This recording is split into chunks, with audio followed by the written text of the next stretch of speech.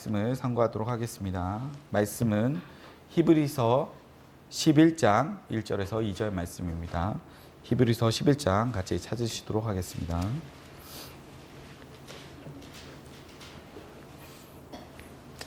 찾으셨으면 같이 봉독하겠습니다. 히브리서 11장 1절입니다. 믿음은 바라는 것들의 실상이요 보지 못하는 것들의 증거니 선진들이 이로써 증거를 얻었느니라. 아멘. 같이 기도하시겠습니다. 사랑의 하나님 아버지, 감사를 드립니다. 오늘 또 믿음의 본질에 대해서 두 번째로 상고하는 시간을 갖고자 합니다. 하나님 아버지, 우리 신앙생활에서 가장 중요한 이 믿음에 대해서 너무나 많은 오해가 있습니다. 하나님, 오늘 이 말씀을 들으면서 우리가 이 믿음의 본질을 잘 정립하게 하여 주시고 그 기초 위에 튼튼한 믿음의 집을 지을 수 있도록 은혜를 베풀어 주시옵소서. 전하는 자나 듣는 자 모두에게 주의 성령께서 함께하여 주셔서 이 말씀이 살아서 움직이는 칼이 되어서 우리의 모든 영과 혼과 골수와 관절과 우리의 모든 것들을 잘라 쪼개는 그런 시간이 될 수 있도록 은혜를 베풀어 주시옵소서. 감사하며 그리스도 되신 예수님의 이름으로 기도드렸습니다. 아멘. 몇 달 전에 믿음의 본질에 대해서 한번 같이 은혜를 나눴는데 부족한 면이 있어서 오늘 또 같이 은혜를 나누고자 합니다. 신앙의 근본은 믿음으로 살아가는 것입니다. 성경적인 믿음관을 가지고 있지 않으면 그릇된 신앙생활을 하게 되어 있습니다. 그러므로 나의 믿음이 성경적인지 옳은지를 꼭 확인해야 합니다. 히브리서 11장은 구약 마당에서 믿음으로 살아간 성도들의 이야기입니다. 믿음이 어떻게 이들의 인생을 간섭했는지 말해주고 있습니다. 그런 의미에서 히브리서 11장은 올바른 믿음을 확인할 수 있는 시금석과 같은 것입니다. 지난 시간에 있어서 이어서 조금 더 믿음의 본질에 대해서 살펴보도록 하겠습니다. 히브리서 4장 12절에서 16절 말씀을 보시면 하나님의 말씀이 살아서 우리를 수술하신다고 하십니다. 말씀이 혼과 영과 및 관절과 골수와 마음과 생각을 그리고 뜻을 감찰하여서 우리의 모든 것을 발가 벗기는 일을 하신다고 합니다. 우리의 안과 밖의 언행심사 모든 것을 죄로 고발한다는 뜻입니다. 그리하여 승천하신 예수 그리스도를 바라보게 하십니다. 말씀이 예수 그리스도를 바라보게 하는 길잡이 역할을 하고 있는 것입니다. 이렇게 되면 우리는 말씀을 통해서 예수 그리스도를 바라보아야 합니다. 그것이 하나님 말씀을 올바르게 지키는 것이 되는 것입니다. 말씀이 구원자를 바라보게 하는 것입니다. 율법이 예수님의 십자가 아래로 인도하여서 죄인인 우리에게 예수님의 피 흘리심 때문에 살아가고 있다는 것을 알게 하십니다. 바울은 이러한 상태를 가리켜 율법은 그리스도에게 인도하는 몽학 선생이라고 하셨습니다. 그런 의미에서 예수 그리스도를 믿는 것이 하나님의 말씀을 지키는 것이 되는 것입니다. 신앙생활은 날마다 자신의 연약함을 깨닫고 예수 그리스도의 대속하심으로 살고 있음을 감사하는 것입니다. 내가 뭘 하는 것이 아니고 예수님 때문에 살아가고 있는 것을 아는 것입니다. 이것을 믿음으로 산다고 합니다. 우리는 믿음으로 살아야 합니다. 그런데 실상은 그렇지 못합니다. 우리의 본성이 주 예수를 믿기보다는 우리가 하나님 말씀대로 살아야 한다는 것을 신앙의 본질로 붙잡고자 하기 때문입니다. 그 이유는 우리 몸은 우리의 의로 살아가는데 최적화되어 있기 때문입니다.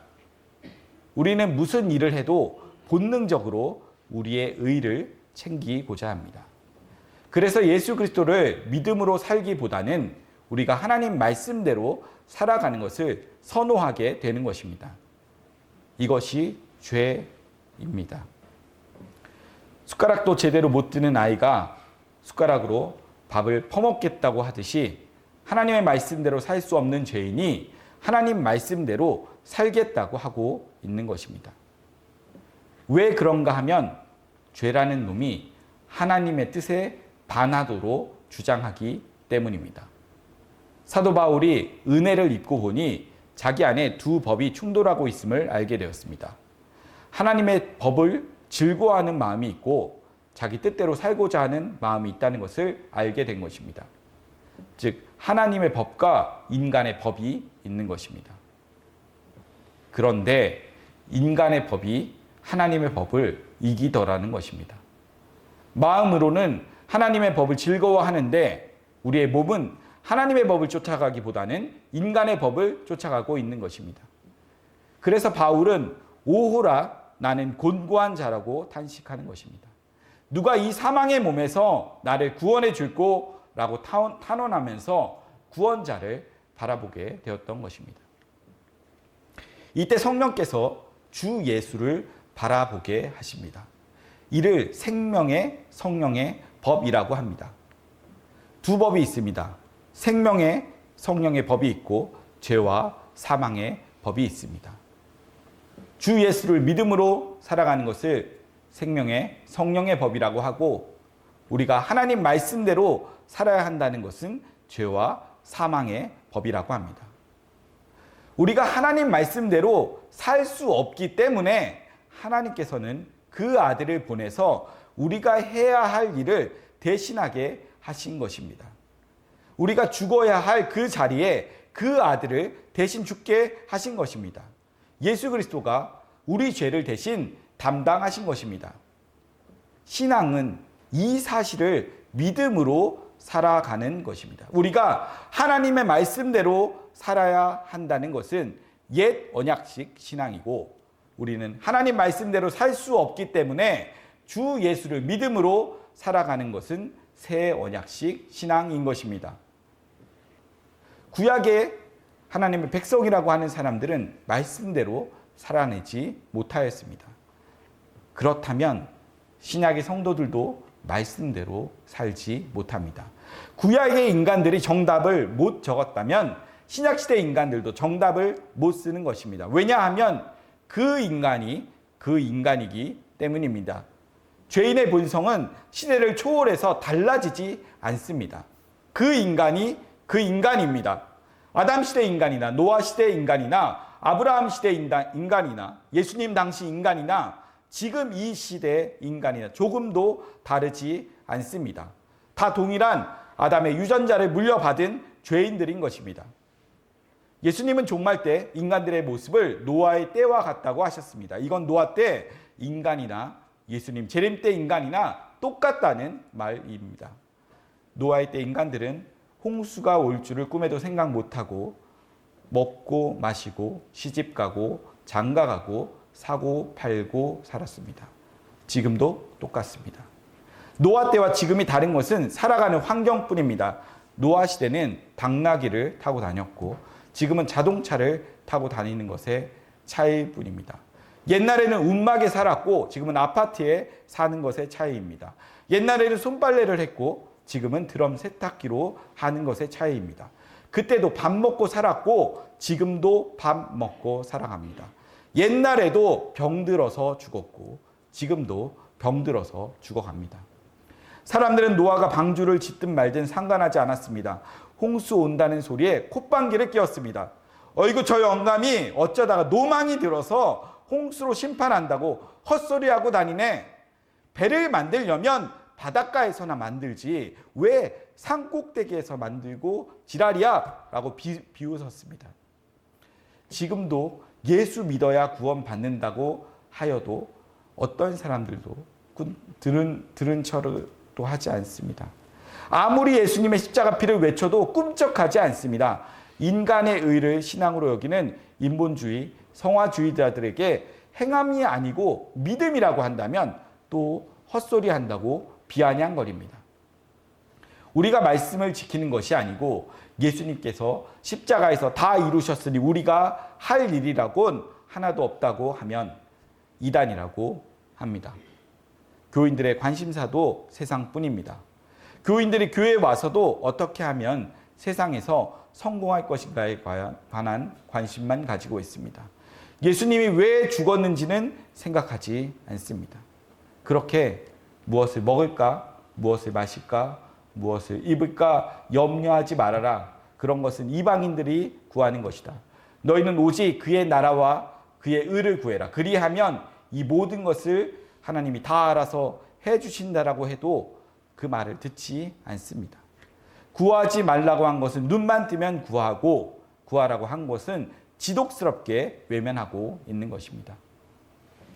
수많은 교인들이 믿음 없는 것을 안타까워하지 않고 세상 것을 가지지 못한 것을 안타까워하고 있습니다.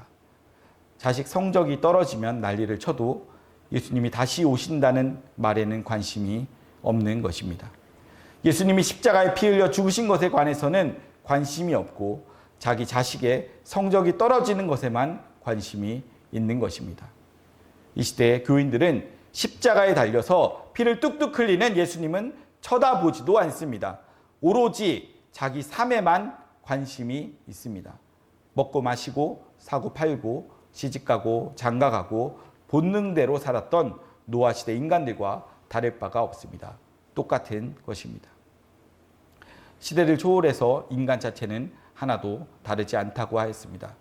그러니 구약 이스라엘 백성들은 우리의 자화상인 것입니다.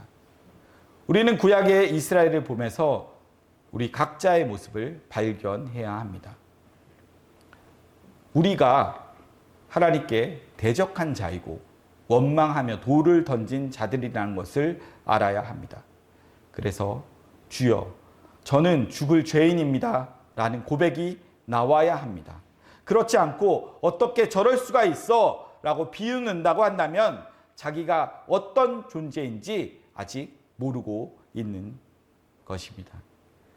거울을 보면서도 자기 얼굴을 보지 못하고 있는 것입니다. 내가 구약시대 하나님께 반항하던 이스라엘이라는 것을 알 때 비로소 우리 입에서 주여 긍휼을 베풀어 주옵소서가 나오게 됩니다. 하나님의 인자하심이 아니고는 주 앞에 설 수 없습니다라는 고백이 토설되어지는 것입니다. 내가 죄인임을 알 때 비로소 마음속에서부터 상한 심령이 일어나고 애통함이 일어나게 되어서 하나님에게 불쌍히 여겨달라고 하게 되는 것입니다. 소리 지른다고 해서 애통이 나오는 것은 아닙니다. 자신이 죄인이라는 사실이 깨달아지면 저절로 애통이 나오게 되는 것입니다. 인간의 마음은 요상해서 겉에서 아무리 요구해도 꿈쩍하지 않습니다. 오로지 본능의 지시만을 따라서 움직입니다. 본능이 불평해 라고 하면 어느새 자기도 모르게 입술이 불평을 툭 튀어나오게 합니다. 본능이 미워해 라고 하면 갑자기 그 인간이 미워지는 것입니다. 인간은 스스로의 마음도 통제하지 못합니다. 몸과 마음이 따로 놉니다. 몸 따로 마음 따로 노는 게 원래 인간인 것입니다. 지혜로움이란 자기 자신이 어떤 존재인지를 아는 것입니다. 자기 주제를 아는 것입니다. 겸손은 자기 주제를 알고 하나님 앞에 알아서 엎드리는 것입니다. 하나님, 전 죄인이 맞습니다. 죽어 마땅한 존재입니다. 라고 해야 합니다. 그래서 예수님께서는 죽고자 하는 자는 살고 살고자 하는 자는 죽는다고 말씀하신 것입니다. 죽고자 한다는 것은 자기가 죽을 죄인이라는 것을 아는 것이고 살고자 한다는 것은 자기가 죄인이라는 사실을 모르고 있다는 뜻입니다. 자기가 어떤 주제인지도 모르면서 하나님 뜻대로 살겠다고 하는 것이 교만입니다. 누가 천국에 가느냐 하면 자신이 죽어야 할 죄인이라는 사실을 아는 자가 갑니다. 내가 예수를 죽인 자라는 것을 아는 자가 천국에 갑니다. 분명하게 말하지만 자기가 죄인임을 모르는 자는 결단코 천국에 가지 못합니다. 지옥은 잘난 놈들이 가는 곳이고 천국은 못난 놈들이 가는 곳입니다. 혼자서도 잘하는 에서는 지옥에 갔고 마마보이 같이 엄마 치맛자락을 붙잡고 사는 못난 야곱은 천국에 갔습니다. 그러니 말씀을 지키겠다고 교만하게 잘난 척하지 말라는 것입니다. 하나님의 말씀은 의인이라야 지킬 수가 있습니다.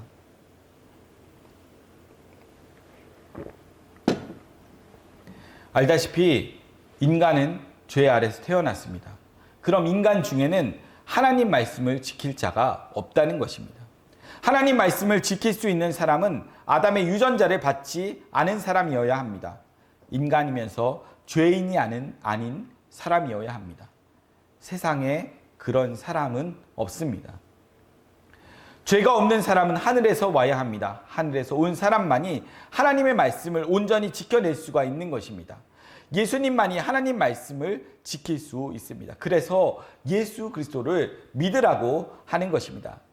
율법은 이 율법을 지킬 사람이 과연 누구인가를 찾도록 하는 것입니다. 누가 하나님 명령을 지켜낼 의인이냐 찾게 하는 것입니다. 그런 의인이 있으면 앞으로 나와 보라는 것입니다. 그러면 인간은 당연히 인간들 중에는 단 한 사람도 없다고 해야 합니다. 그러면 하나님께서 알려주십니다. 너희가 못하는 것을 내가 한다. 이제부터 내가 어떻게 하는지 잘 보아라. 너희 죄를 어떻게 처리하는지 잘 보아라고 하십니다.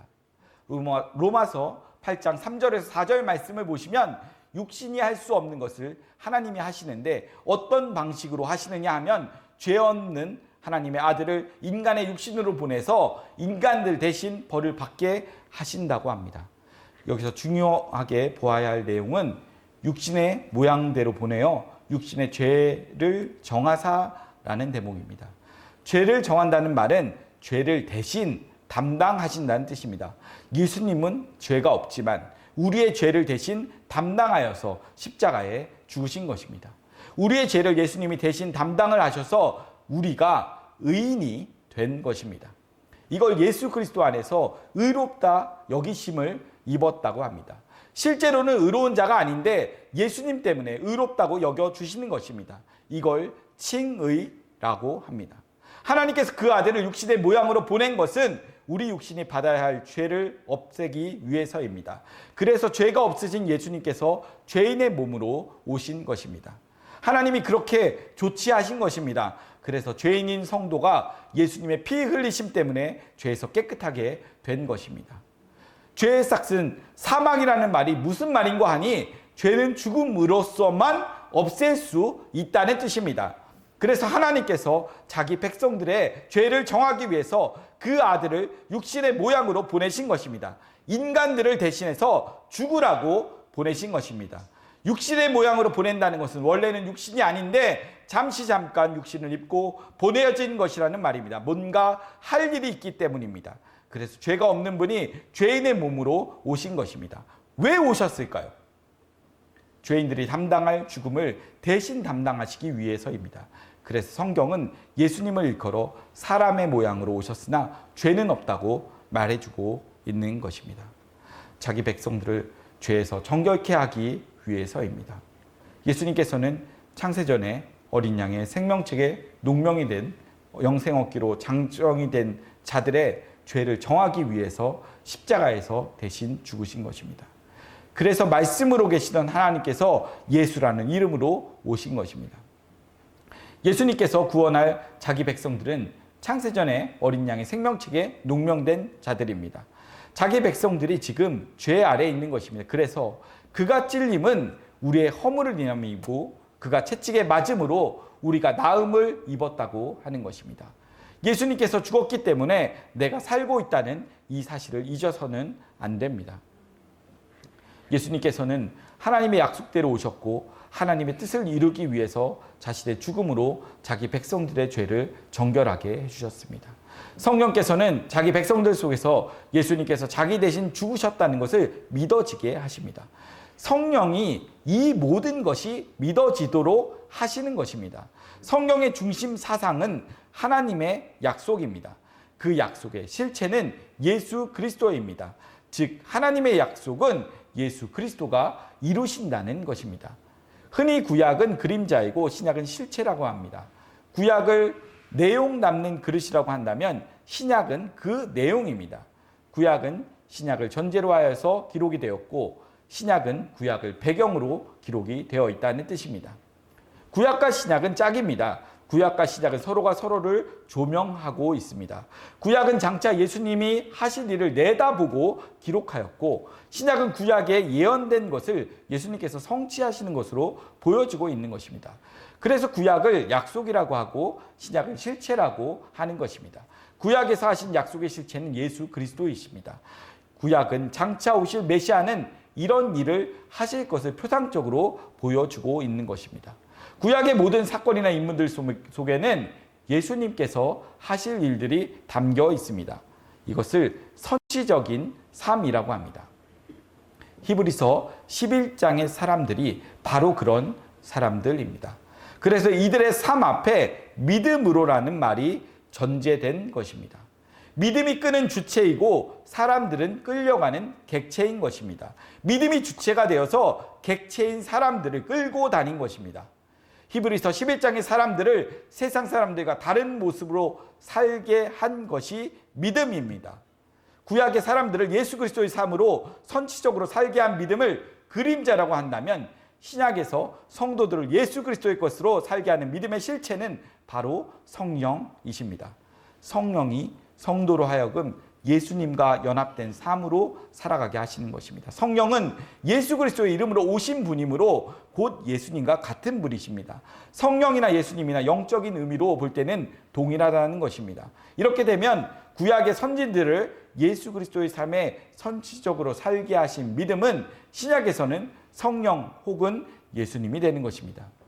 히브리서 11장에 기록된 모든 사람들 앞에 믿음으로라는 말이 있습니다. 믿음으로 이들은 이렇게 살았고 믿음으로 저들은 저렇게 살았다고 합니다. 이걸 신약적으로 이해를 하면 믿음으로라는 말 대신에 성령님 혹은 예수님이 이들을 이렇게 살게 하셨고 저렇게 살게 하셨다고 해도 무방한 것입니다.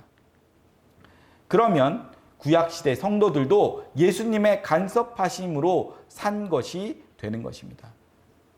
우리는 예수님께서 신약에 오셨으니까 구약에는 안 계셨을 것이라고 생각을 하는데 그렇지 않습니다. 예수님께서는 구약에도 계셨습니다. 예수님은 어느 시대나 항상 계셨습니다. 그래서 예수님께서는 유대인들에게 아브라함도 나를 보고 기뻐하였다고 말씀하신 것입니다. 물론 유대인들은 이 말을 알아먹지 못했습니다. 예수님의 육의 모습만 보고서 아직 50도 안 된 놈이 어떻게 2000년 전에 살았던 아브라함을 보았다는 망발을 하느냐며 미쳤다고 했습니다. 이는 모두가 예수님을 육적으로만 보았고 문자적으로 성경을 해석했기 때문입니다. 우리는 구약의 이스라엘을 보면서 하나님께서 신약의 성도들을 어떻게 다스려 가시는지 알 수 있습니다. 구약 이스라엘은 사진이고 신약의 성도는 실상인 것입니다. 하나님은 항상 먼저 사진을 주시고 나중에 실물을 주십니다. 가짜를 먼저 주시고 진짜를 나중에 주십니다. 구약 성경은 육적 이스라엘의 역사를 토대로 기술하였고 신약은 성도들의 역사, 즉 교회의 역사를 바탕으로 기술하였습니다. 성경은 하나님의 약속이 인간 역사 세계에 어떻게 펼쳐졌는가를 기록해 놓은 책입니다. 이스라엘을 통해서 하나님이 죄인들의 역사 속에서 어떻게 일하고 계시는지 보여주고 있는 것입니다. 신앙은 교양을 쌓아가는 것이 아닙니다. 고상한 인격으로 수양하는 것도 아닙니다. 신앙은 주 예수를 믿는 것입니다. 구약 이스라엘은 하나님의 일하심을 보여주는 시청과 교제입니다. 하나님께서는 인간에게 어떻게 다가오시고 인간들을 그 하나님께 어떻게 반응을 보이는지를 구약 이스라엘이라는 민족을 통해서 보여주고 계신 것입니다. 믿음이 아니면 역사적 사실만 보입니다. 그 속에 담긴 영적인 것은 볼 수가 없습니다. 역사 속에 담긴 영적 비밀은 믿음으로만 볼 수가 있습니다. 역사적 사실은 교훈입니다. 그러나 역사적 사실 속에 담긴 예수 그리스도의 구속사는 영적인 생명인 것입니다. 역사적 사실 속에 담아놓은 영적인 비밀은 믿음이 없으면 도무지 이해할 수가 없습니다. 육에 속한 사람은 성경을 교훈으로 보지만 믿음을 받는 성도는 생명에 관한 것으로 받습니다. 성경은 인간의 이성으로는 도무지 이해되지 않습니다. 그래서 사도 바울은 세상의 지혜로는 예수를 알 수 없었기 때문에 영광의 주를 십자가에 못 박아 죽였다고 하는 것입니다. 예수님의 십자가 도는 하늘에 속한 하나님의 자기 백성들만 알아먹는 것입니다. 자기 백성들은 예수님의 십자가 속에 영생의 비밀이 담겨 있음을 압니다. 그러므로 하늘로부터 난 성도들은 예수님의 십자가 도를 생명의 도로 받고 그 도를 생명을 걸고서 지키게 되는 것입니다. 성경은 하나님 백성에게 주신 말씀입니다. 성경은 인간을 이해시키려는 데 목적을 두고 있지 않습니다. 누가 하나님의 백성인지 성경을 통해서 찾아내는 것입니다. 하나님의 백성들은 성경을 하늘의 지혜로 이해하게 되는 것입니다. 성경은 하나님의 지혜를 가진 자를 찾아내고자 주신 것입니다. 누가 하나님의 아들이 죽어서 죄인이 구원을 받는다는 것을 믿는 자인가? 누가 하나님의 아들이 죽어서 죄인이 구원받는 하나님의 일하심을 이해할 수가 있는가? 그 사람이 누구인가를 찾아내려는 것입니다. 사도 바울은 다메섹에서 예수님을 만나기 전에는 인간의 지혜로 율법을 해석하여서 문자대로 열심히 지켰습니다. 스스로 율법에 특심하였다고 했습니다. 율법으로는 흠이 없다고 하였습니다. 그런데 다메섹에서 예수님을 만나고 난 후 율법을 문자대로 지킨 것이 도리어 하나님께 원수가 되는 일이라는 것을 알고 까무러친 것입니다. 바울은 예수님을 만나고 난 후에는 율법 아래서 자랑하던 것들을 배설물처럼 다 버리고 만 것입니다. 바울은 예수님을 만나고 난 다음에 하나님의 일은 인간의 지혜로 이해할 수가 없다는 것을 깨달았습니다. 하나님께서 인간들의 지혜로는 하나님의 일하심을 알 수 없도록 해놓으셨다는 것을 안 것입니다. 그래서 자신은 인간의 지혜로 십자가를 전하지 않기로 작정을 하였다고 합니다. 고린도전서 2장 9절 말씀을 보시면 예수님의 십자가는 하나님께 사랑받은 자를 위하여 비밀로 해두신 것이라고 하십니다. 하나님의 일하심을 인간의 지혜로 알 수 없도록 하신 이유는 자기를 사랑하는 자들 위해서라고 하십니다. 하나님께서는 자기 백성들만 알아보게 하시려고 비밀로 하신 것입니다. 세상은 하나님의 비밀을 아는 자와 알지 못하는 자로 나누어져 있습니다. 하나님의 비밀을 아는 자는 하나님의 사랑을 입은 자이고 하나님의 비밀을 알지 못하는 자는 사랑을 입지 못한 자입니다. 하나님의 일은 오직 하나님의 지혜를 가진 자라야 이해하게 됩니다. 성령을 받아야지만 알 수가 있습니다. 이런 성령의 지혜를 히브리서 11장에서는 믿음으로라고 합니다. 아브라함을 믿음의 조상이라고 하지요. 그럼 아브라함의 후손들은 믿음으로 살아간 자들이 되는 것입니다. 이걸 히브리서 11장에서 말해주고 있는 것입니다. 아브라함 후손은 아브라함 언약으로 나아진 자들입니다. 언약이 먼저이고 후손이 나중입니다. 하나님은 아브라함에게 먼저 언약을 하시고 나중에 집행하셨습니다. 이스라엘은 언약에 의하여 정한 때까지 애굽에서 종살이하였습니다. 그리고 언약에 의해서 출애굽을 하게 되었습니다. 언약이 이스라엘을 이리저리 끌고 다닌 것입니다. 창세기 15장 13절에서 18절 말씀을 보시면 하나님께서는 아브라함에게 가나안 땅을 주시겠다고 약속하십니다. 그런데 그 땅을 주는 것이 바로 주는 것이 아니고 400년 후에 주신다고 하십니다. 아브라함의 후손들은 정한 때까지 이방의 객이 되어서 종로로 타다가 가나안 땅으로 돌아오게 될 것이라고 하십니다. 하나님께서 아브라함의 후손인 이스라엘을 400년이라는 세월 동안 이방의 객으로 살게 하신 것은 곧 하나님이 아브라함에게 하신 약속 때문입니다. 이스라엘 백성들이 어린 양의 피를 바르고 출애굽한 것은 400년 전에 이미 하나님께서 자기들의 조상인 아브라함과 하신 약속 때문이었습니다. 이 사실을 출애굽하고 난 후에 알게 됩니다. 그들이 가나안 땅으로 들어가게 된 것도 그들의 공로와는 전혀 상관없다는 것도 나중에 알게 되었습니다. 출애굽에서 가나안까지 모두가 언약에 의하여 일어난 것입니다. 언약에 의해서 종살이를 하게 되었고 언약에 의해서 종에서 해방이 된 것입니다. 신약의 성도들의 구원도 이와 같습니다. 하나님께서 창세전에 예수님과 약속한 것을 우리에게 적용하고 계신 것입니다. 예수님께서 창세전 언약을 십자가에서 이루신 것입니다. 그 피로 우리가 죄사함을 받았습니다. 이건 마치 할아버지가 독립운동하다가 피 흘려서 돌아가셨는데 손자가 혜택을 보는 것과 같습니다. 구약에서는 아브라함과 한 약속 덕분에 430년 후에 그 후손들인 이스라엘이 혜택을 받고 있는 것입니다. 신약에서는 예수님과 한 약속한 것을 2000년 후인 우리가 혜택을 받고 있는 것입니다. 우리는 지금 예수님이 하신 약속의 덕을 보고 있는 것입니다. 중요한 것은 하나님이 우리와 약속한 것이 아니고 예수님과 약속하셨다는 사실입니다. 그러므로 우리의 구원이 우리의 조건과 상관없이 예수님이 하신 일로 주어지고 지켜지는 것입니다.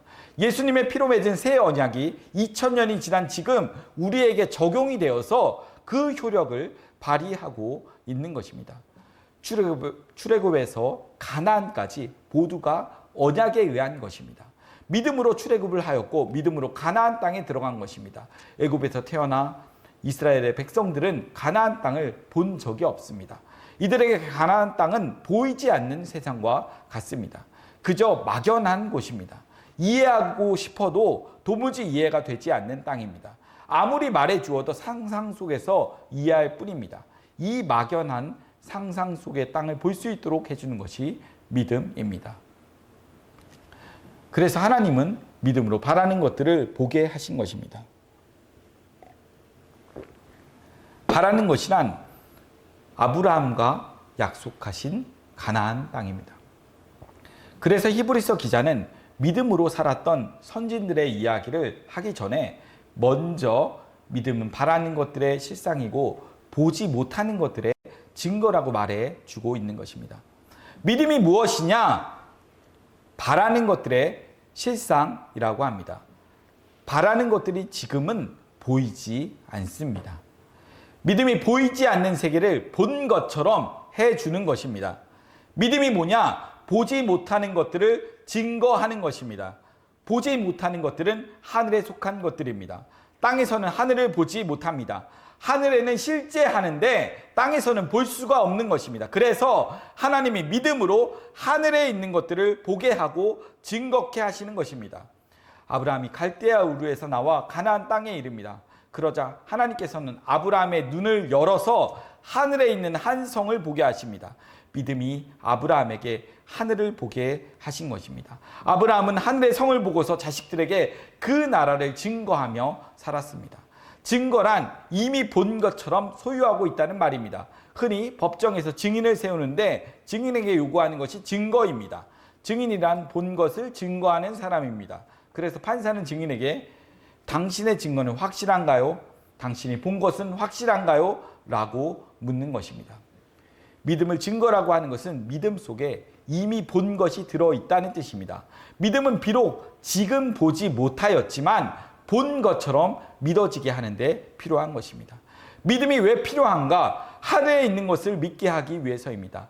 애굽에서 가나안은 하늘과 같이 보이지 않습니다.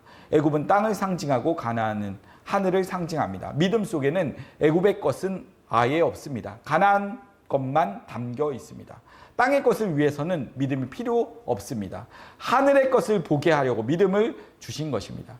믿음 속에는 보이지 않는 하늘의 것만 담겨 있습니다. 애굽에서 가나안은 보이지 않는 미지의 세계입니다. 애굽에서 가나안 땅은 보이지 않는 세계인 하늘을 모형하고 있습니다. 그래서 약속의 땅이라고 하는 것입니다. 창세전에 약속한 그 땅인 것입니다. 천국도 애굽에서 바라보았던 가나안과 같이 미지의 세계로 주어졌습니다. 가나안은 하늘에 있는 본향을 상징합니다. 막상 가나안 땅에 들어가면 그땐 가나안은 땅이 되고 약속의 땅은 하늘이 되게 되는 것입니다. 아브라함이 갈대아 우르에서 나올 때 약속의 땅은 가나안이었습니다. 그런데 막상 가나안에 들어가니까 하나님께서는 약속한 땅이 하늘에 있다는 것을 알려주십니다. 그래서 히브리서 11장에서는 이스라엘 백성이 가나안 땅에 들어갔으면서도 그곳에서 나그네와 외국인들처럼 하늘에 있는 본향을 사모하며 살았다고 말해주고 있는 것입니다. 히브리서 11장 13절에서 16절 말씀을 보시면 아브라함과 그 가족들은 가나안 땅에서 나그네와 외국인처럼 살았습니다. 왜냐하면 그들이 가야 하는 곳은 하늘에 있었기 때문입니다. 하나님이 주시기로 약속한 땅이 하늘에 있었기 때문입니다. 하늘에 본향이 있는 것입니다. 꼭 기억하십시오. 믿음 속에는 하늘의 것만 담겨 있습니다. 다른 말로 인간들 이야기는 아예 없고 온통 하나님의 이야기뿐이라는 것입니다. 하나님 이야기란 다름 아닌 예수님 이야기입니다. 예수님은 하나님의 약속으로 오신 분이시기 때문입니다. 믿음 속에는 예수님께서 창세전에 하신 언약을 이루신다는 것만 담겨 있습니다. 믿음이 이스라엘로 하여금 보이지 않는 가나안으로 인도하였듯이 하늘로부터 오신 성령께서도 성도들을 보이지 않는 하늘나라로 인도하셨습니다. 그러니까 약속이란 땅에 없는 이야기인 것입니다. 만약에 목사님들이 설교할 때 하나님의 약속을 운운하면서 이 땅에서 부자 되게 해준다거나 병을 고쳐준다는 식으로 해석한다면 그것은 다른 예수, 다른 복음, 다른 영을 전하는 것이 됩니다. 모두가 엉터리이고 사기인 것입니다. 하나님이 주신 믿음 속에는 세상에서 잘되게 해준다는 것이 없습니다. 여러분들 마음속에 혹시라도 예수 잘 믿으면 땅에서 행복하게 해주겠지라는 생각이 있다면 버리십시오. 그런 생각은 마귀가 주는 것입니다. 예수님께서도 저희 제자들에게 너희가 세상에서 나의 것으로 택함을 입은 거로 미움을 받고 고생이 심할 것이다 라고 하셨습니다. 바울도 예수와 함께 고난을 받으라고 하였지 예수를 이용해서 출세하라고 하지 않았습니다. 물론 예수 믿는 사람 중에도 부자로 살 수도 있습니다.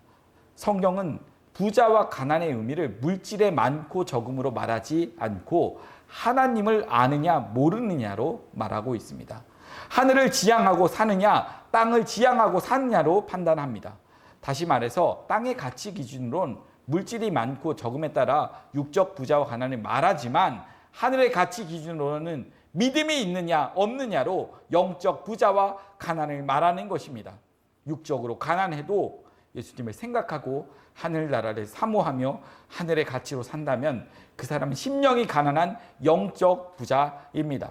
육적으로 부자여도 세상 것을 추구하고 땅의 소망을 두고 산다면 그 사람은 마음이 교만하고 영적으로 가난한 자입니다. 하늘나라의 소망을 두는 자는 물질에 많고 적음에 관심이 없고 땅의 소망을 두는 자는 물질에 많고 적음에 의미를 두고 살게 되어 있습니다. 성경이 말하는 부자와 가난의 기준은 믿음입니다. 하늘에 준 믿음을 소유하였으면 부자이고 소유하지 않았으면 가난한 자입니다.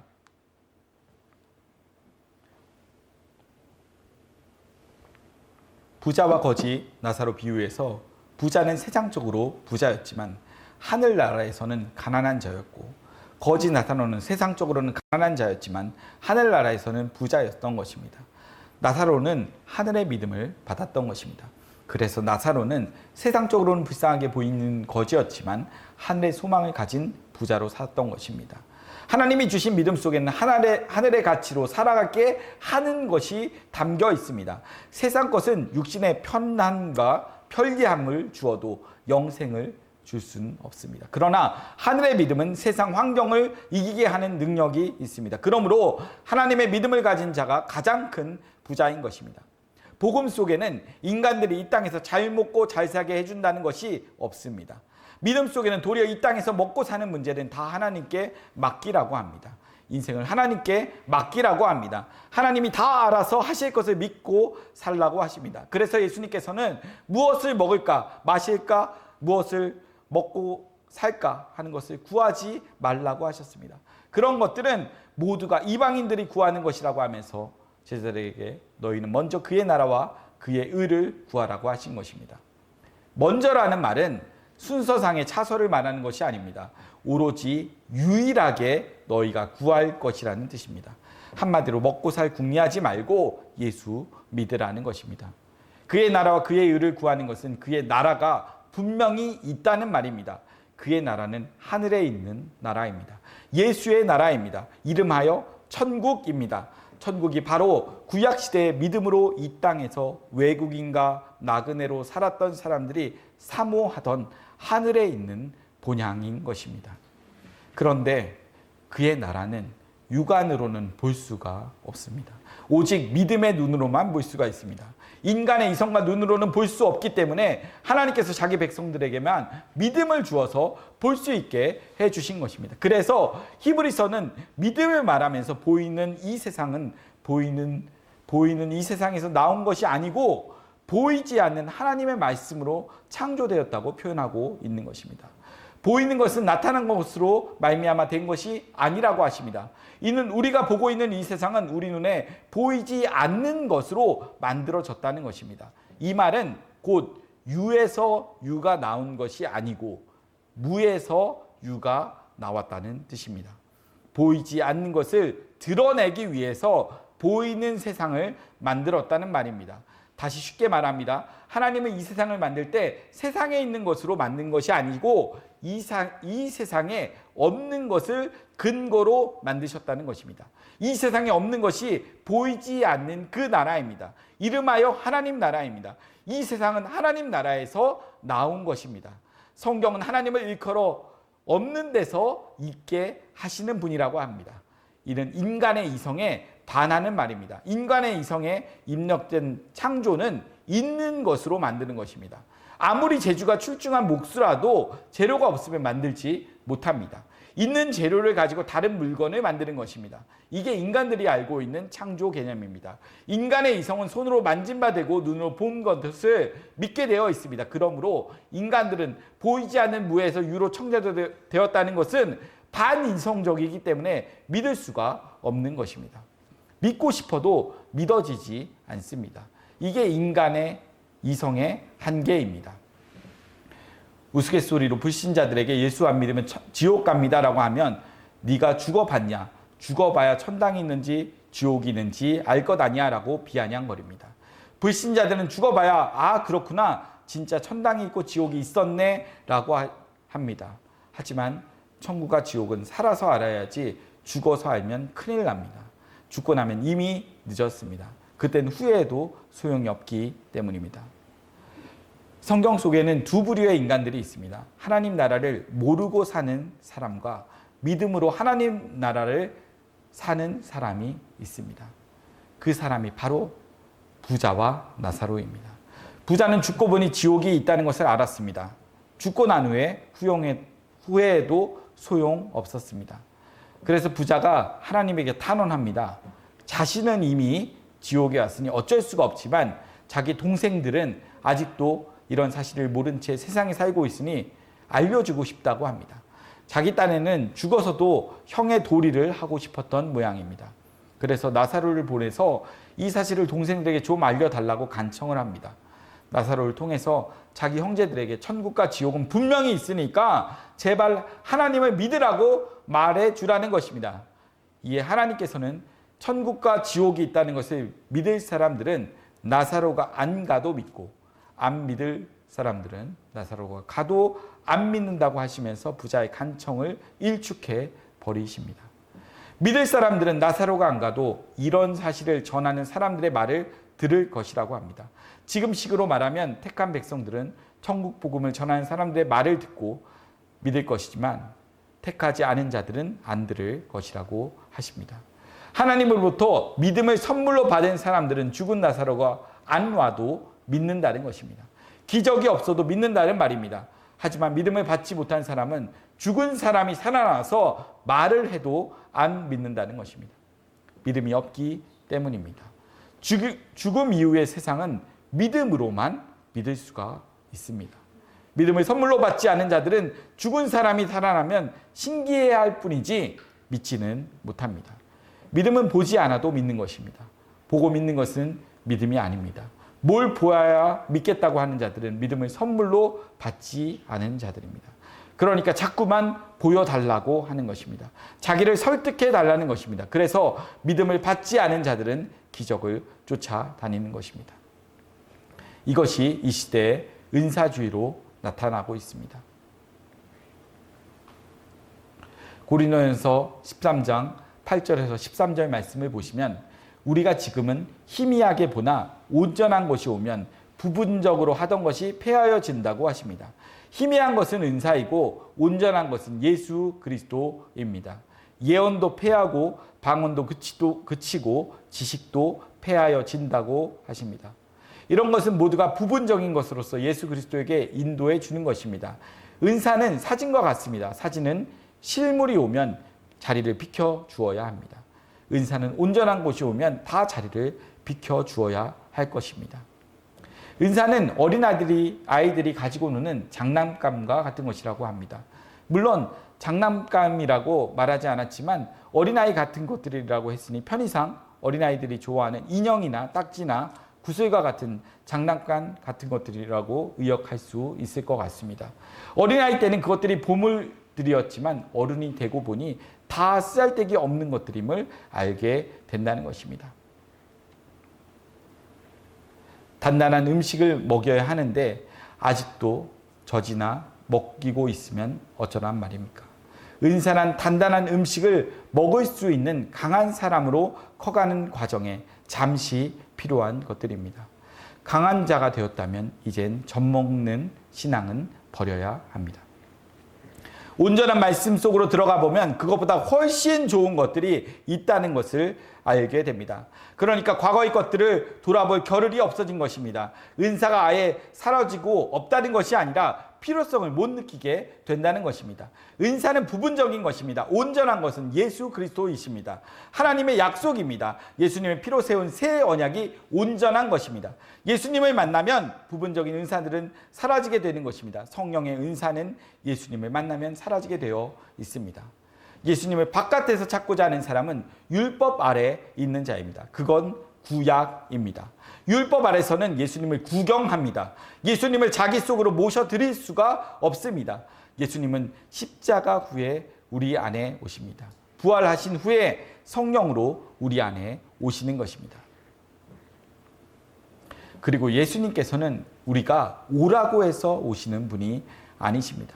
예수님께서 알아서 자기 백성들을 찾아서 가십니다.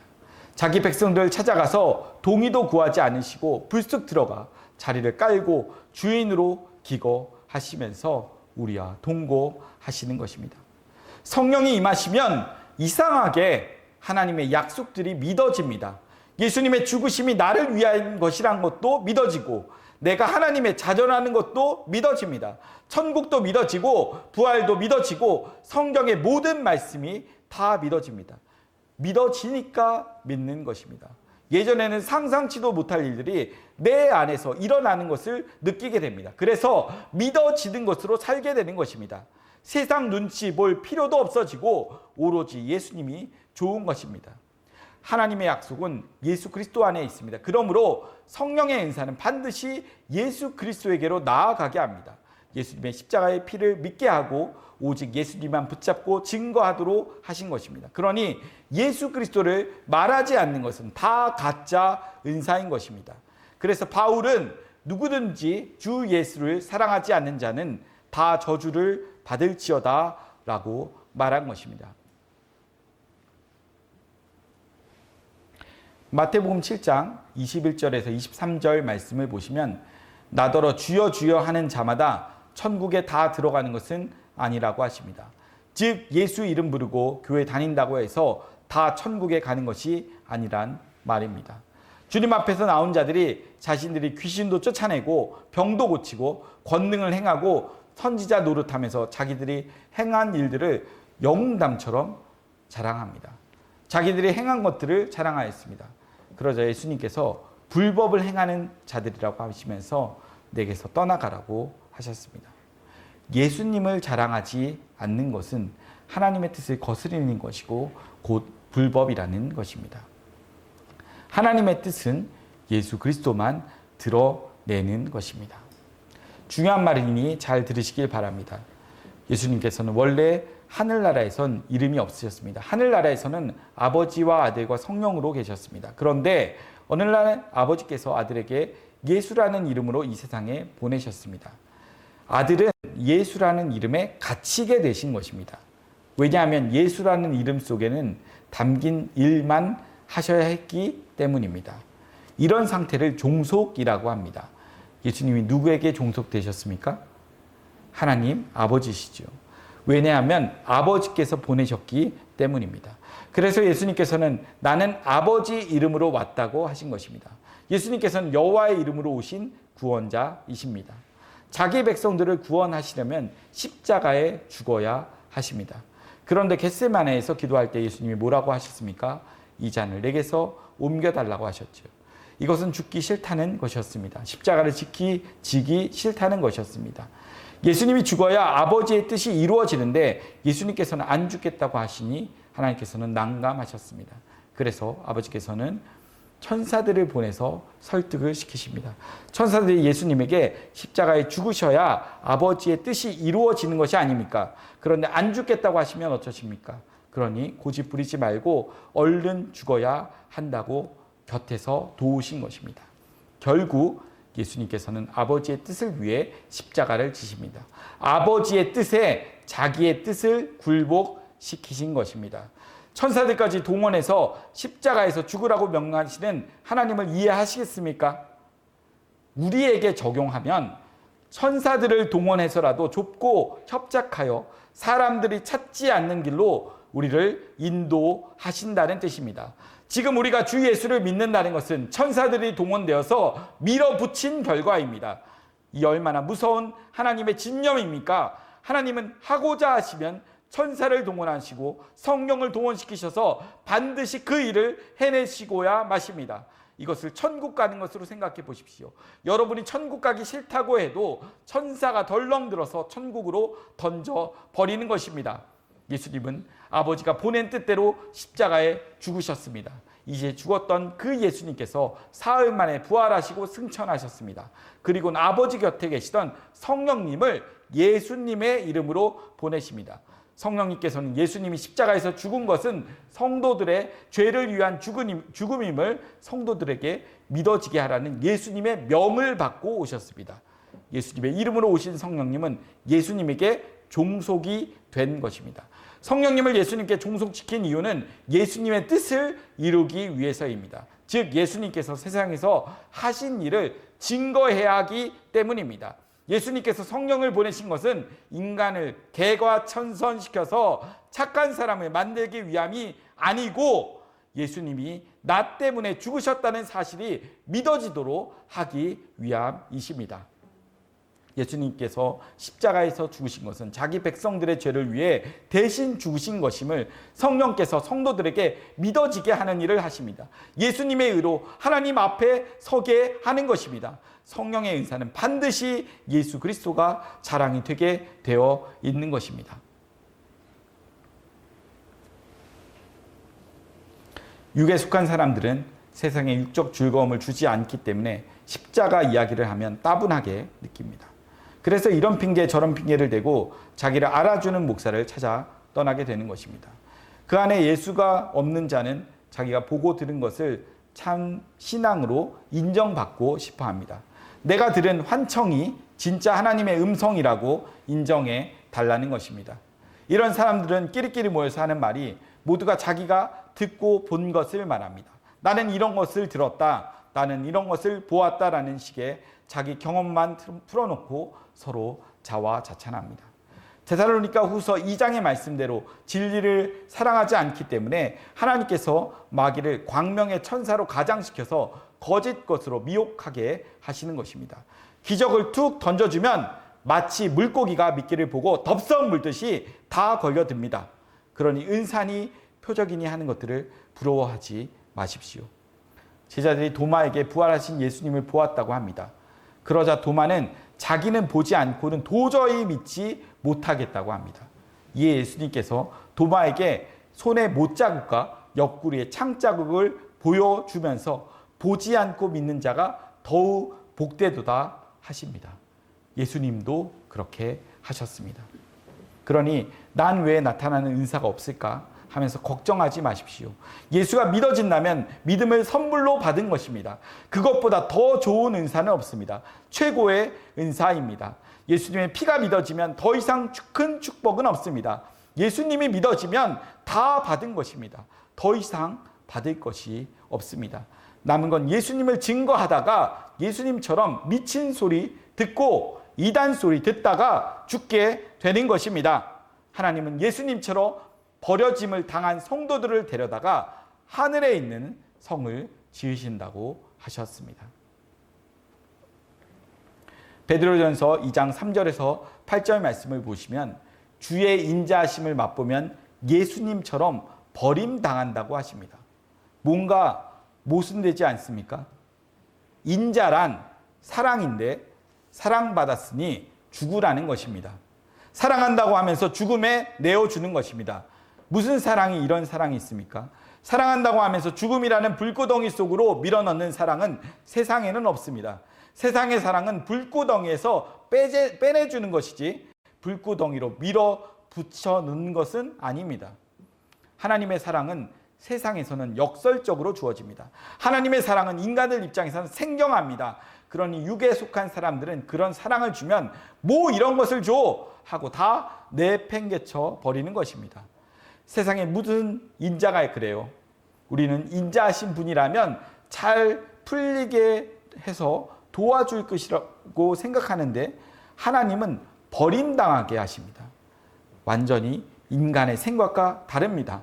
이처럼 하나님은 언제나 인간의 생각을 비켜가는 방식으로 일하십니다. 이런 하나님께로 난 하나님의 지혜를 가진 자들을 찾아내기 위해서입니다. 하나님은 버려진 예수님을 성전의 모퉁이 머릿돌로 삼으셨습니다. 그리고는 예수님처럼 버려짐을 당한 성도들을 가지고 벽돌을 쌓듯이 하나하나 천국의 성전으로 지어가는 것입니다. 그러니 예수님의 피를 증거하다가 이단 소리를 듣고 버림을 당하면 할렐루야 하나님 감사합니다라고 춤을 추어야 합니다. 원리적으로는 그렇다는 말입니다. 실제로는 화가 나고 속이 부글부글 끓지만 말입니다. 육적으로는 속상하고 아픕니다. 욕을 먹고 무시당하고 조롱당하는데 어찌 안 아프겠습니까? 복음을 알아도 육신의 본능이 그렇게 나타납니다. 하나님께서는 성도들을 그리스도의 고난 속으로 밀어넣어서 예수님의 십자가 흔적들을 새기는 일을 하시는 것입니다. 신앙생활이 그렇게 쉽지 않습니다. 하지만 그 길은 우리가 걸어갈 정해진 코스인 것입니다. 창세전에 그렇게 정해 놓으셨습니다. 그래서 믿음을 주시고 그 길을 걸어가도록 간섭하시는 것입니다. 이처럼 믿음 속에는 예수님이 당한 아픔들이 담겨 있습니다. 믿음이 뭐라고 했나요? 보이지 않는 것을 믿는 것이라고 했지요. 보이지 않는 것은 약속입니다. 약속은 지금 이루어지는 것이 아닙니다. 약속으로 받은 것은 미래에 주어지는 것입니다. 쉽게 말해서 제가 여러분에게 예배 끝나고 돈 1억씩 드릴게요 라고 하는 것과 같습니다. 돈은 예배가 끝나야 받습니다. 지금은 아닙니다. 현 시점에선 미래의 일입니다. 미래의 일은 아직 나타나지 않아서 볼 수가 없습니다. 아직 나타나지 않은 것을 믿으려면 무엇이 있어야 합니까? 믿음입니다. 믿어지면 약속 안에 이미 1억 원이 담겨 있습니다. 이제 끝나고 현찰로 받으면 됩니다. 제 말을 믿는 사람은 목사님이 예배 끝나면 1억 준다고 했지 하며 기쁨으로 기다리게 되는 것입니다. 언제 끝나지? 하며 기다리는 시간이 얼마나 즐겁겠습니까? 그러나 제 약속이 안 믿어지면 속으로 그럴 것입니다. 돈이 있기는 하고 비웃을 것입니다. 그럼 예배 시간 내내 불평으로 가득 차겠죠. 시간도 지겨워지고 예배도 흥이 나지 않습니다. 도리어 짜증이 납니다. 왜 그럽니까?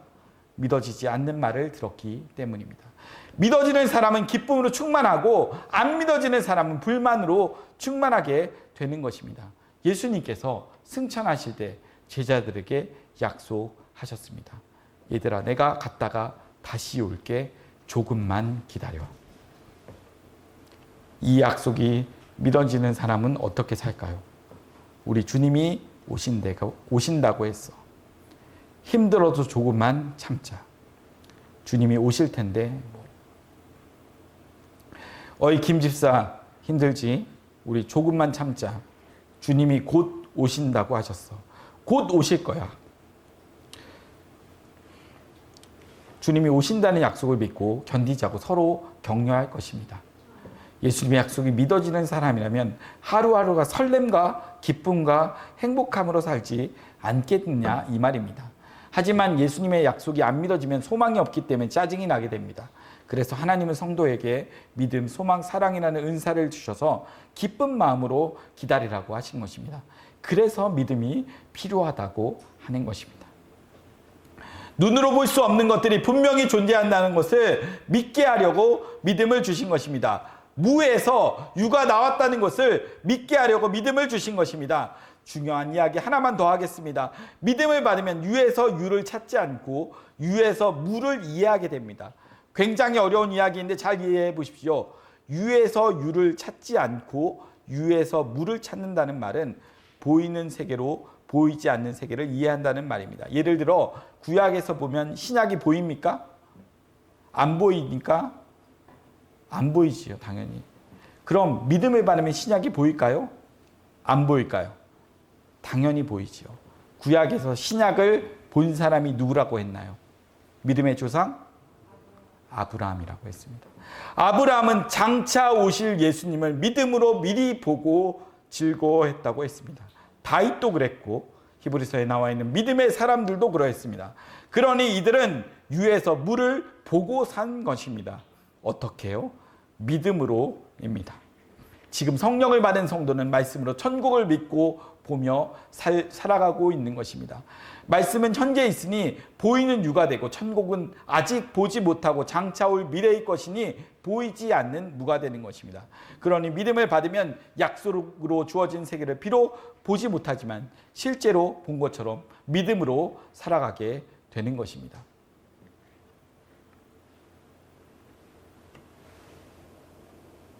아브라함은 하나님으로부터 그 믿음을 받은 것입니다.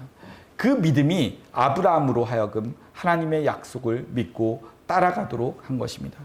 지금 우리도 믿음이 여기까지 끌고 온 것입니다. 그래서 아브라함의 후손인 구약의 성도들도 믿음으로 하늘에 있는 본향을 바라보고 살았다고 증거해 주고 있는 것입니다. 구약의 성도들이 세상에서 외국인과 나그네로 살 수 있었던 것은 하늘에 있는 본향을 믿음으로 보았기 때문입니다. 만약 천국을 소망하며 살아간다면 그 사람은 하나님의 선물인 믿음을 받았다는 증거입니다.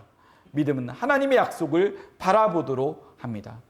구약에서는 가나안 땅을 주시겠다는 것이 약속이었습니다. 하지만 신약에서는 약속의 땅이 예수 그리스도 안으로 나타난 것입니다. 성령이 오시면 성도를 예수 그리스도 안으로 끌고 갑니다. 예수님과 한 몸을 만들어 버립니다. 이러면 예수님의 운명 속으로 끌고 들어가 버리게 되는 것입니다. 예수님과의 연합이 이루어지면 이제 나라는 존재는 없고 예수님 안에 나만 있게 됩니다.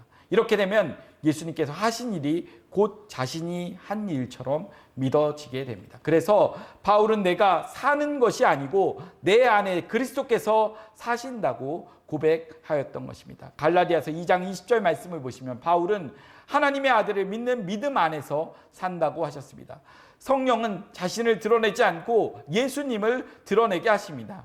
약속의 실체가 예수님이라고 알려주십니다. 성령은 우리 안에서 아버지와 예수님 간에 세우신 새 언약이 믿어지도록 하십니다. 성령이 믿어지게 하는 약속은 예수 그리스도 안에서 구원받았다는 것입니다.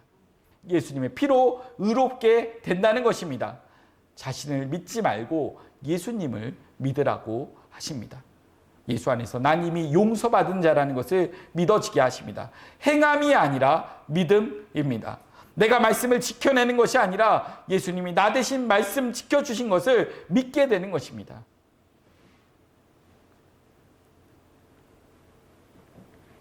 믿음을 받은 사람은 예수님의 피만 증거하게 되는 것입니다. 우리 잘해봅시다가 아니라 우리는 예수님만 믿읍시다가 됩니다. 예수님께서 나 때문에 피 흘리셨습니다가 됩니다. 교회란 예수님의 몸입니다. 그래서 교회를 예수님을 알아보는 신앙 고백 위에 세운 것입니다. 예수님을 주와 그리스도로 고백하는 자들이 모인 곳이 교회입니다. 교회는 2명이 모였든 100명이 모였든 예수님만 증거되어야 합니다. 2-3사람이 모여도 예수가 증거되면 교회이지만 반대로 수십만 명이 모여도 예수님이 이야기되지 않으면 교회가 아닌 것입니다. 예수 그리스도의 십자가는 교회를 분별하는 기준입니다. 예수 그리스도의 십자가는 신자와 불신자의 판별 기준입니다. 이 기준으로 각자의 신앙을 판단해 보시기 바랍니다. 우리의 눈에는 오직 예수 말고는 다른 것이 보이지 않아야 합니다. 여러분의 오직 예수 그리스도만 보이시기를 주의 이름으로 축원합니다. 아멘. 사랑의 주님, 감사합니다. 우리가 어떤 믿음의 터 위에 우리의 신앙을 세워나가야 될지 오늘 깨닫게 하심을 감사합니다. 이것이 우리로부터 말미암은 것이 아니라 주님께서 우리에게 이 말씀을 들을 귀를 열어주시고 또 이 말씀이 증거되게 하신 것을 고백합니다. 주님, 오직 믿음의 터 위에 예수 그리스도의 그 말씀 위에 우리의 신앙이 굳건히 세워져 갈 수 있도록 은혜를 베풀어 주시옵소서. 감사하며 그리스도 대신 예수님의 이름으로 기도드렸습니다. 아멘.